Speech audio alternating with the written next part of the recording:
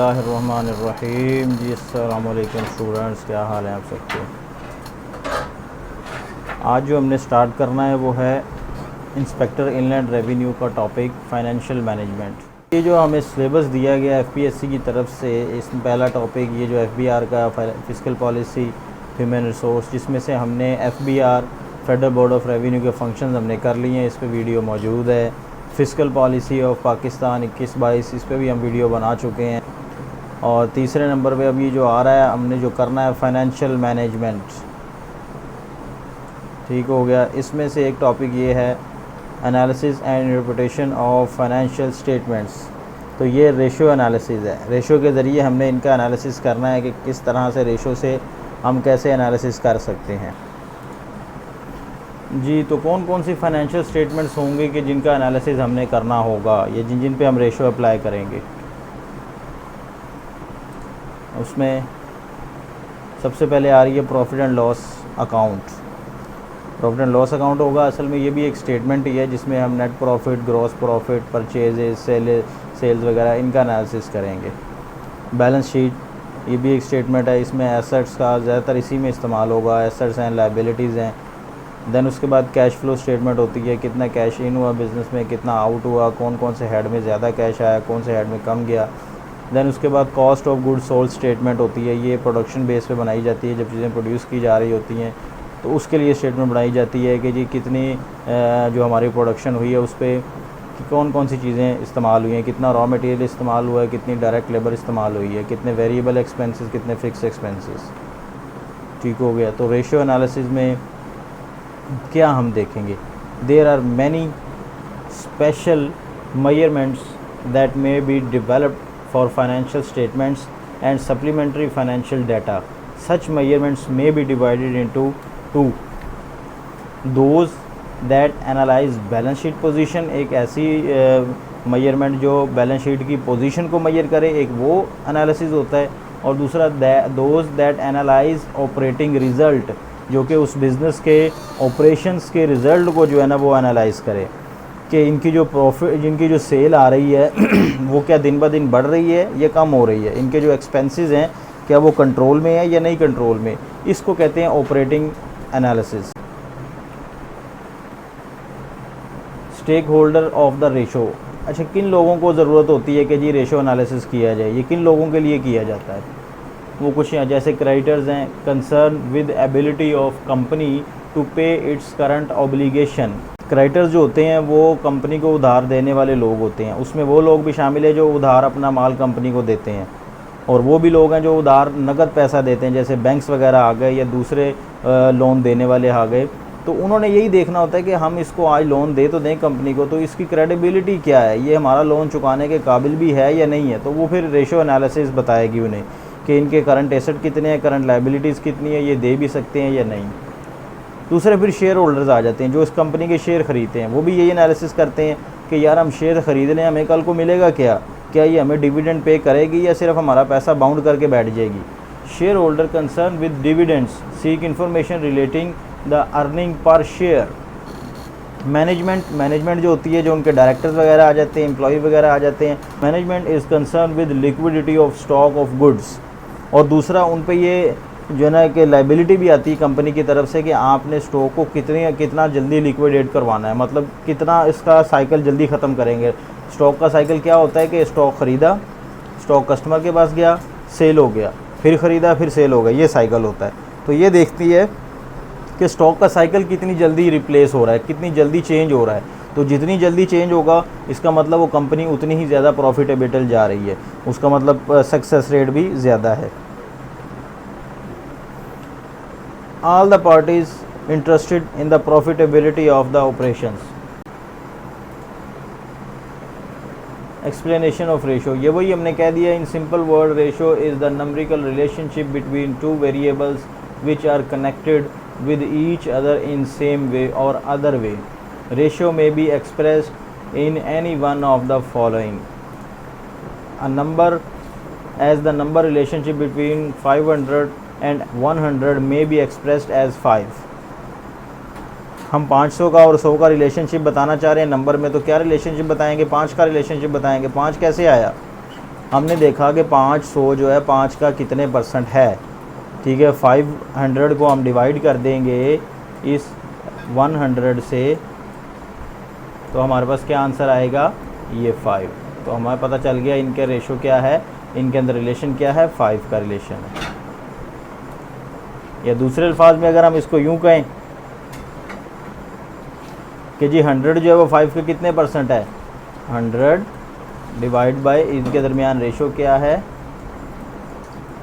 500, ठीक है। तो इसको डिवाइड कट किया 100 से और इसको भी कट किया 100 पे डिवाइड किया, ये 1 आ गया, ये रेशो आ गई 5, ठीक है। सॉरी ये राइटिंग ऐसी है, आपको फिर वेयर करना पड़ेगा।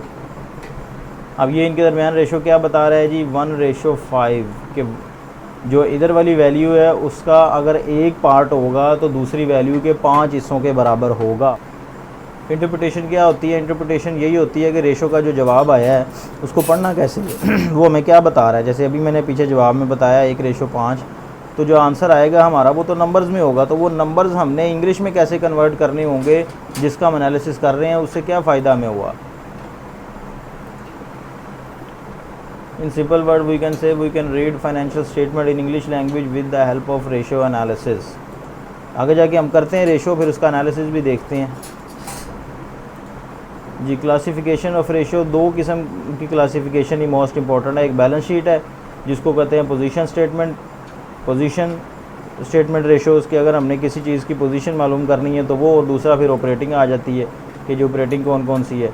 तो बैलेंस शीट और position statement ratio are those ratio which are derived from 2 variables appearing in the balance sheet. तो जो बैलेंस शीट के वेरिएबल से रेशो कैलकुलेट होगी वो क्या कहलाएगी, position statement ratio. For example current ratio इसमें आ जाती है, डेट इक्विटी रेशो आ जाती है, और भी बहुत सी हैं, ये एग्जांपल के तौर पे।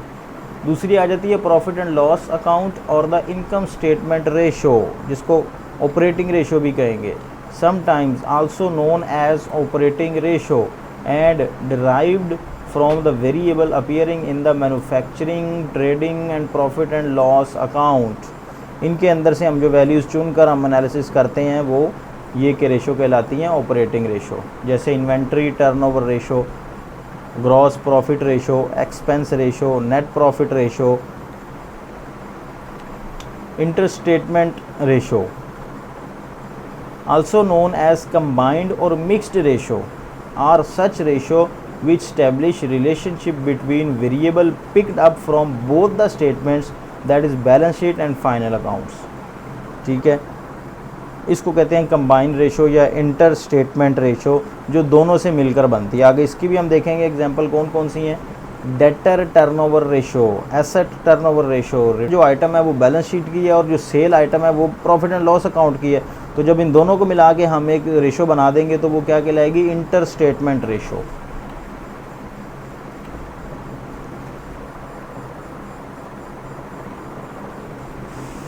Analysis of short term financial position और टेस्ट ऑफ लिक्विडिटी।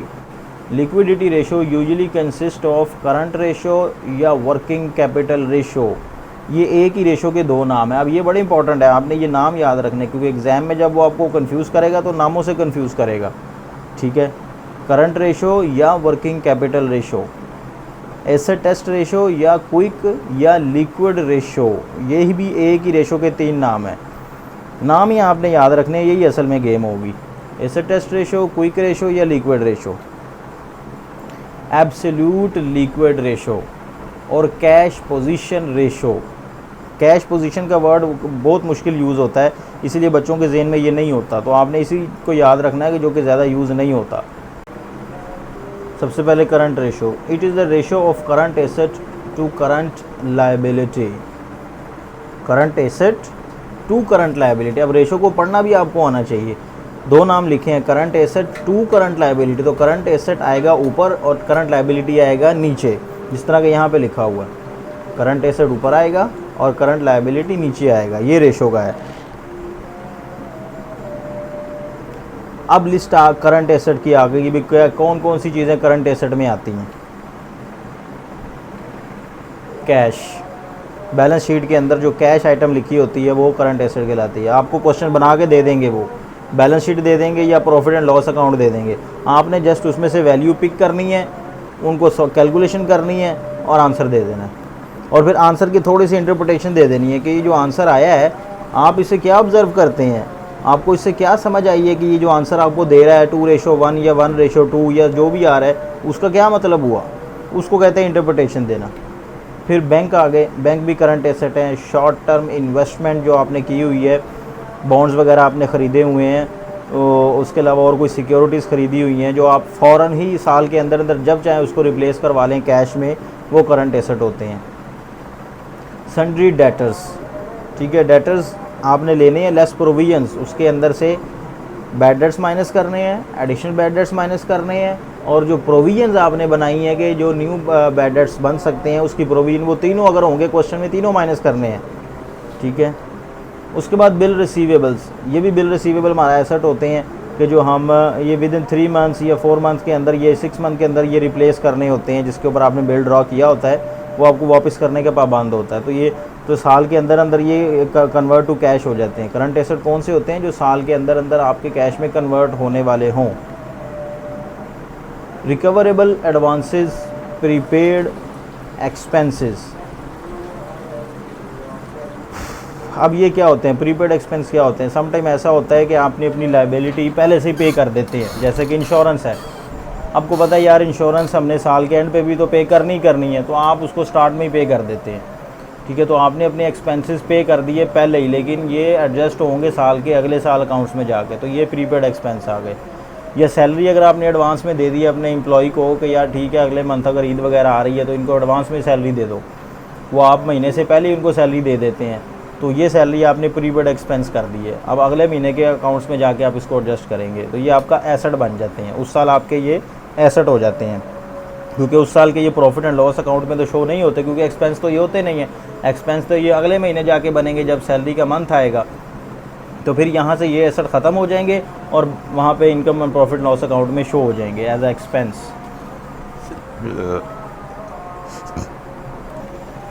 तो ये हमने करंट एसेट देख लिए, ये मैक्सिमम लिस्ट थी, इससे ज़्यादा मुश्किल ही कोई होंगे, लेकिन आपने फिर भी ये अपने जेहन में रखना है कि ऐसे एसेट जो convertible to cash within 1 year, within 1 financial year हो जाएं, वो करंट एसेट के कैटेगरी में आते हैं। स्टॉक, ये बड़ा इंपॉर्टेंट था। रॉ मटेरियल इसमें आ गया, वर्क इन प्रोग्रेस आ गया, फिनिश गुड आ गया। रॉ मटेरियल तो आपको पता है खाम माल जो फैक्ट्री में पड़ा होता है वो भी स्टॉक है।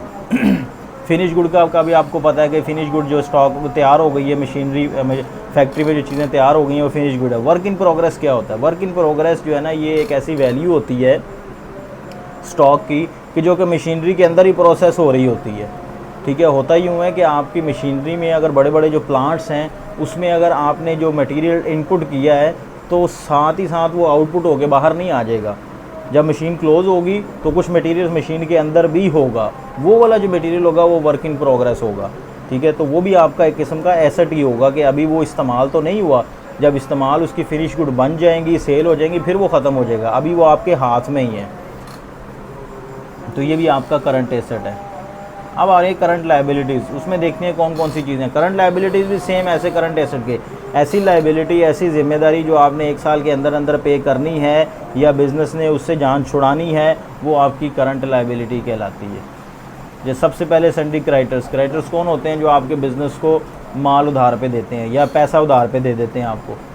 बिल्स पेएबल, बिल्स पेएबल भी वही होते हैं, आपने किसी से माल उधार ले लिया और उसको एक बिल लिख के दे दिया, ठीक है जी हम आपको गारंटी देते हैं 3 महीने बाद हम आपको पेमेंट करेंगे ही करेंगे। आउटस्टैंडिंग एक्सपेंसेस, आउटस्टैंडिंग एक्सपेंसेस वो होते हैं जो आप पे एक्सपेंस बन चुके होते हैं लेकिन अभी आपने पे नहीं किए होते। जैसे फॉर एग्जांपल आपने किसी से सैलरी लेनी है तो सैलरी अभी आपको मिली नहीं है, ठीक है, नहीं ये नहीं, ये ऑपोजिट हो जाएगा, वो तो आपका एसेट बनेगा। अगर आपने अभी सैलरी, आपने अपने एम्प्लॉय को सैलरी नहीं दी इस मंथ की, ठीक है, किसी फाइनेंशियल क्राइसिस की वजह से आपने कहा सैलरी आपको अगले मंथ दी जाएगी इकट्ठी, तो ये जो आपने 1 मंथ की सैलरी अपने ऊपर ड्यू कर ली है, इसको कहते हैं आउटस्टैंडिंग एक्सपेंसेस। जो भी आपने बियर नहीं हुए आपसे, आपने पे नहीं किए लेकिन आपने पे करने हैं, तो ये आउटस्टैंडिंग एक्सपेंसेस बनेंगे।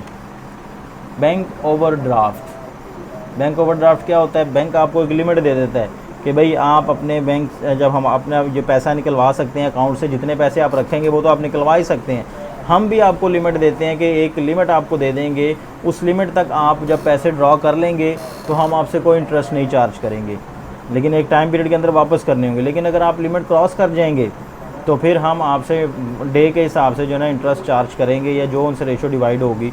वो जो बैंक ओवरड्राफ्ट होता है वो भी आपने फ़ौरन ही पे करना होता है, साल के अंदर अंदर, साल से ज़्यादा नहीं टाइम होता वो, तो वो भी आपका करंट लायबिलिटी ही होगा।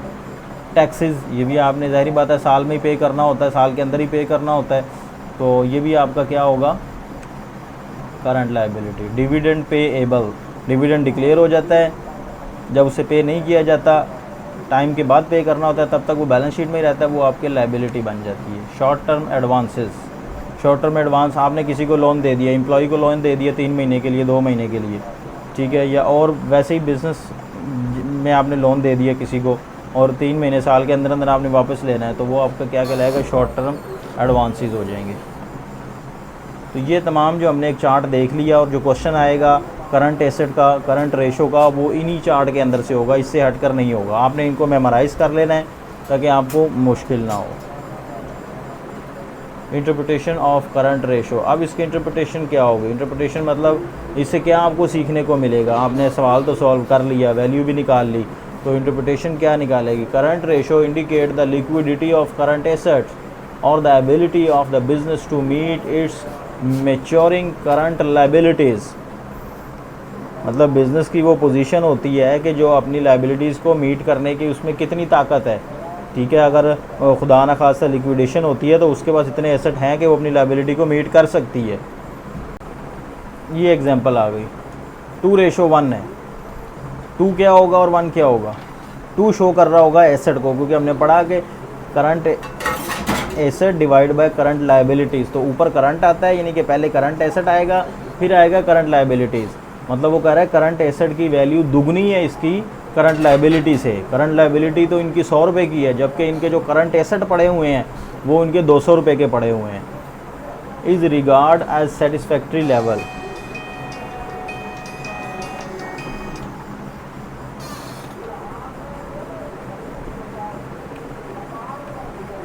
जी ये अब हमारा एक क्वेश्चन आ गया।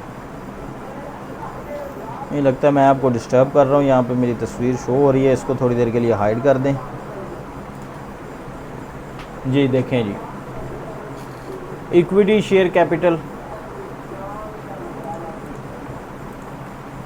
सबसे पहली आइटम है इक्विटी शेयर कैपिटल। इस तरह आपको एक क्वेश्चन दिया होगा, ये इस वक्त बैलेंस शीट आपको दी हुई है और कहा जा रहा है calculate the current ratio, current ratio निकालें, ठीक है। करंट रेशो क्या है, current asset divide by current liability. अब हमने ये जज करना है इसमें करंट एसेट कौन से हैं और करंट लायबिलिटीज़ कौन सी हैं। फिर आ रहा है रिजर्व एंड सरप्लस, फिर डिबेंचर्स, फिर उसके बाद trade creditors, bills payable, bank overdraft, outstanding expenses, income tax payable, proposed dividend. ये लायबिलिटी साइड है। यहाँ से करंट एसेट को करंट लायबिलिटीज़ को जज करें। क्या equity share capital current asset हो सकता है? शेयर कैपिटल तो परमानेंट होता है किसी भी बिज़नेस का, वो साल में कहाँ वापस करना होता है किसी भी बिज़नेस ने, तो ये नहीं है, इसको क्रॉस कर दें। Then reserve and surpluses, reserve और सरप्लस जो होते हैं ये बनाए जाते हैं किसी नागहानी सूरत को मीट करने के लिए या किसी ख़ास स्पेसिफिक सिचुएशन से निपटने के लिए, तो ये भी करंट नहीं होते, ये भी ख़त्म हो गए। डिबेंचर होते हैं लॉन्ग टर्म लायबिलिटी, आपने कर्ज़ा लिया हुआ है तो वो 1-2 साल में वापस नहीं होता, वो कम से कम 5 साल होते हैं, तब तक आप इंटरेस्ट पे करते रहते हैं, तो जो उस पर इंटरेस्ट पे करेंगे वो आपकी करंट लायबिलिटी होगी, जो डिबेंचर खुद होंगे वो आपकी लॉन्ग टर्म लायबिलिटी होगी, ये भी नहीं आएगा। ट्रेड क्रेडिटर्स ये आपकी करंट लायबिलिटी हैं, ये आपने साल के अंदर अंदर अपने जो आपके जो हैं दुकानदार उनको आपने पेमेंट करनी है।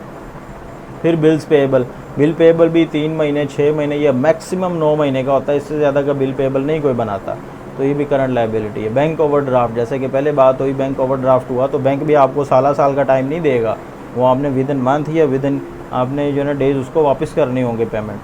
आउटस्टैंडिंग एक्सपेंसेस, ये जैसे कि अभी बात हुई थी आउटस्टैंडिंग एक्सपेंसेस, सैलरी आपकी ड्यू हो गई, आप पे अपने एम्प्लॉय को पे करनी है लेकिन आपने फाइनेंशियल क्राइसिस की वजह से पे नहीं की, तो वो भी आपकी क्या होगी, आउटस्टैंडिंग एक्सपेंसेस होंगे। इनकम टैक्स पेएबल, ये भी आपने पे करना है, ये 1-2 महीने के अंदर अंदर आपने इसको देना होता है।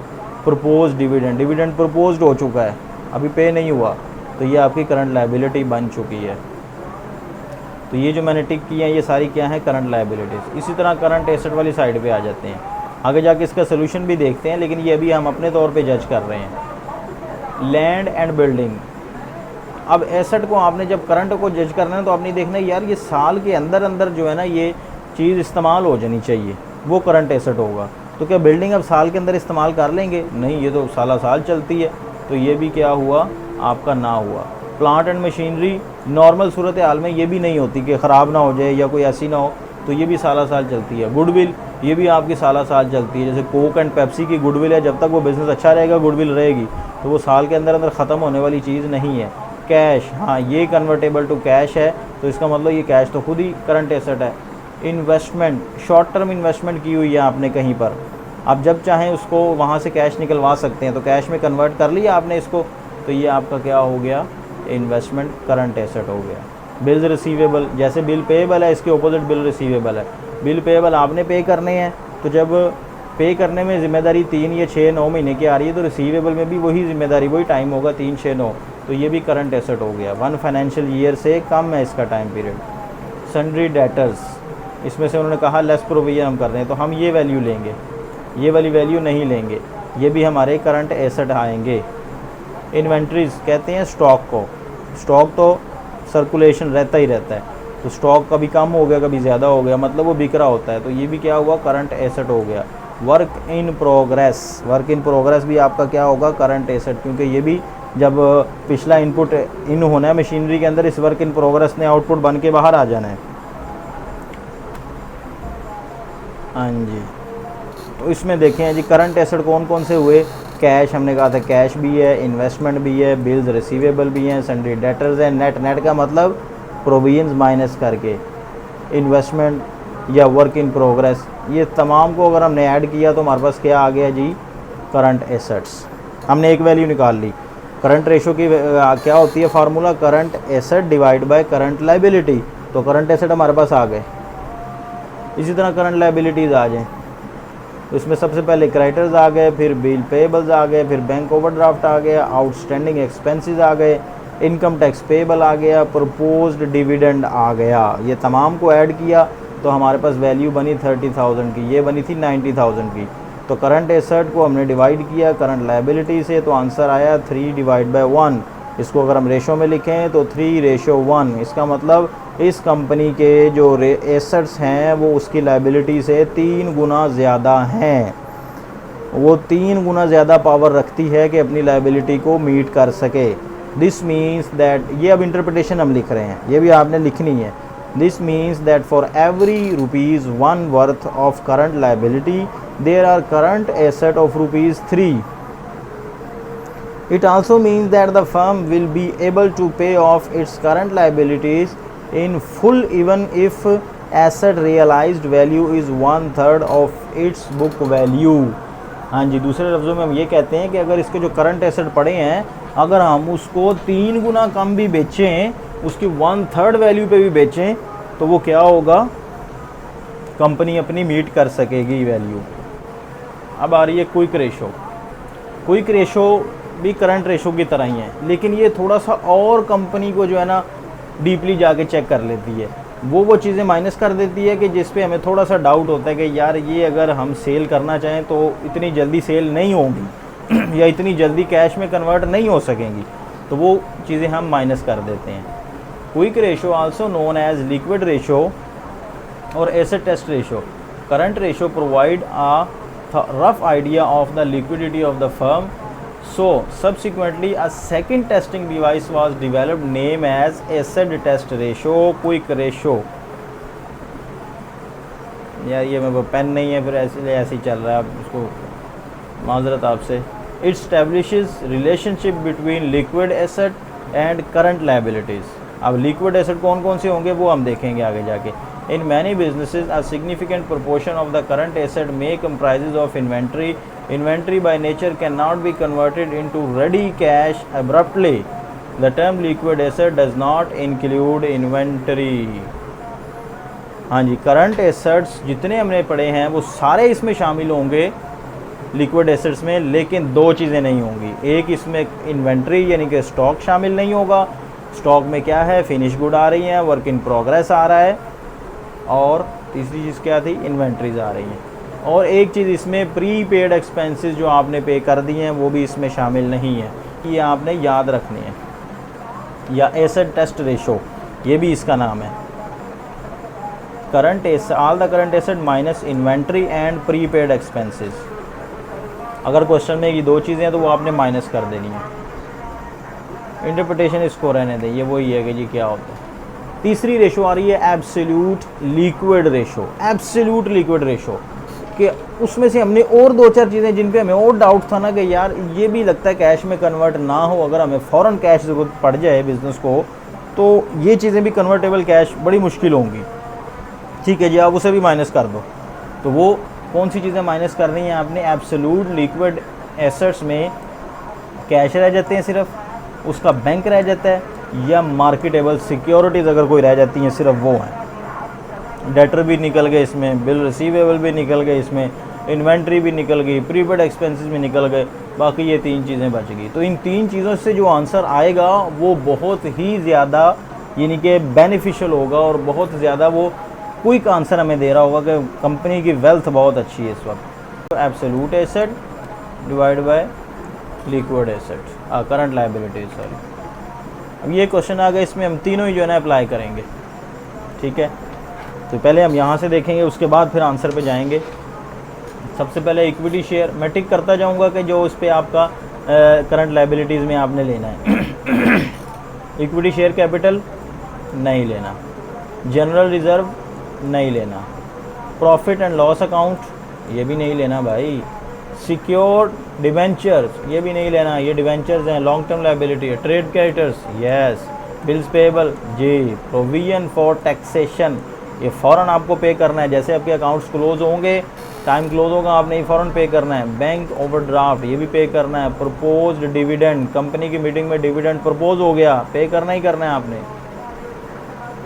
अब जी एसेट्स में आ जाए, सबसे पहले करंट एसेट, फिर आहिस्ता आहिस्ता वो जो चीज़ें माइनस करेंगे हम। करंट एसेट में कैश एंड बैंक, ठीक है जी, मार्केटेबल सिक्योरिटीज़, हाँ जी, करंट एसेट स्टॉक, हाँ जी, डेटर्स कोई प्रोविजन तो नहीं है, नहीं है ना, नीचे कहीं लिखी है क्वेश्चन में, नहीं है, डेटर्स हाँ जी, करंट एसेट, बिल रिसीवेबल जी, ठीक है जी, एडवांस टैक्स, एडवांस टैक्स वो है जो प्री पेड एक्सपेंस आपने कर दिए। एडवांस टैक्स का मतलब आपकी लायबिलिटी बननी थी अगले महीने की, आपने अभी पे कर दी है, तो ये आपने एक अपना एक एसेट बना लिया। अब ये एसेट आपने बना लिया तो ये किस कैटेगरी में जाएगा, प्री पेड एक्सपेंसेस में। लैंड नहीं भाई ये तो करंट नहीं है, प्लांट एंड मशीनरी नहीं भाई ये करंट नहीं है, ये ओहो।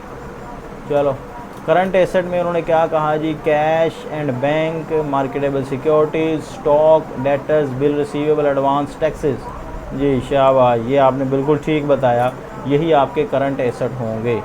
और करंट लायबिलिटीज़ ये सबसे एंड पे हम देखते हैं ज़रा, करंट लायबिलिटीज़ क्या हैं, ट्रेड क्रेडिटर्स, हाँ जी ट्रेड क्रेडिटर्स थे हमारे, बिल पेएबल जी ये भी हमारे हैं, प्रोविजन फॉर टैक्सेशन जी ये भी हमारी है, बैंक ओवरड्राफ्ट, प्रपोज्ड डिविडेंड जी ये भी हमारा है। इन सब का सम किया तो ये आ गया 8,26,000। इसको डिवाइड किया इससे तो आंसर आ गया 1.7:1। कहने का मतलब कि जो हमारे एसेट्स हैं वो 1.27 टाइम्स हैं किससे, लायबिलिटी के।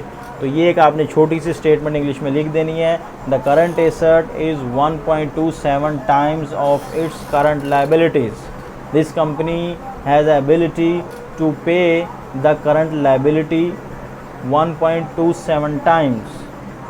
अब आ जाते हैं करंट एसेट्स के बाद आता है लिक्विड एसेट। लिक्विड एसेट में हमने पढ़ा था कि स्टॉक माइनस कर देने हैं और प्रीपेड एक्सपेंसेस माइनस कर देने हैं। तो ये स्टॉक हमने माइनस कर दिया, ये प्रीपेड एक्सपेंसेस माइनस कर दिए, ये लिक्विड एसेट आ गए। लिक्विड एसेट को भी इसी से डिवाइड करना है, लिक्विड एसेट भी डिवाइड इसी से ही होंगे, करंट लायबिलिटी से, तो आंसर आ जाएगा 0.82। अब आपने देखा आंसर थोड़ा कम होता जा रहा है क्योंकि हम जो न्यूमरेटर है, जो ऊपर वाली वैल्यू, उसको कम करते जा रहे हैं, लेकिन फिर भी हमारा जो है ना ये आंसर ठीक आ रहा है। हमने पढ़ा था कि ये 50% तक होना चाहिए, नहीं देन उसके बाद absolute liquid ratio. Absolute liquid assets में कौन कौन सी चीज़ें हैं हमने पढ़ा था, इसमें से डेटर भी माइनस कर देने हैं, बिल रिसीवेबल भी माइनस कर देने हैं। 3 चीज़ें बचती हैं सिर्फ, कैश बचता है, बैंक बचता है, मार्केटेबल सिक्योरिटीज़ बचती हैं। या तो आप इन एसेट्स में से ये तीनों माइनस कर दें या फिर आप वैल्यू इन तीनों की जमा कर लें, तो ये आपका बन जाएगा एब्सोल्यूट लिक्विड एसेट्स। इसको डिवाइड किया करंट लायबिलिटी से तो ये आंसर आ गया 0.16:1। मेरा नहीं ख्याल इसमें करंट रेशो में इससे ज़्यादा होगा। हाँ, एक्सरसाइज के क्वेश्चन हैं वो आप कर सकते हैं, ठीक है। वो कोई भी आप बीकॉम की बुक ले लें तो उसमें आपको इजीली इनके एक्सरसाइज के क्वेश्चन राइज कर लेना है। वीडियो को 2 से 3 दफ़ा सुनेंगे तो आपको ये इंशाल्लाह मेमोराइज़ हो जाएगा। तो बाकी इंशाल्लाह हम आगे जाके नेक्स्ट रेशोज़ देखेंगे। 2 से 3 लेक्चर्स में हम इंशाल्लाह ये चैप्टर कवर कर लेंगे।